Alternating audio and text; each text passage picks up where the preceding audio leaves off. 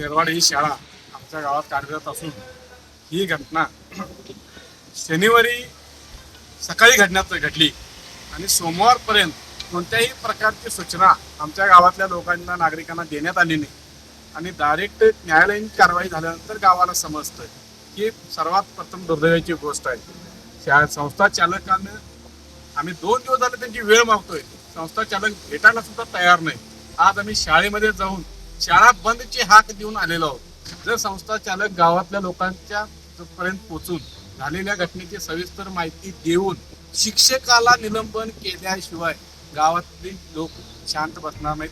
अन्यथा आमची शाळा गावातली शाळेला कुलूप लावण्याचा आदेश आम्ही या शाळेला देऊन आलेला आहे आणि आम्ही शाळा ही बंद ठेवणार आहे. संचालक या संस्थेचे लवकरात लवकर त्या शिक्षकाला निलंबन केलेले प्रत किंवा कायदेशीर प्रत आम्हाला मिळाल्याशिवाय आम्ही थांबणार नाही.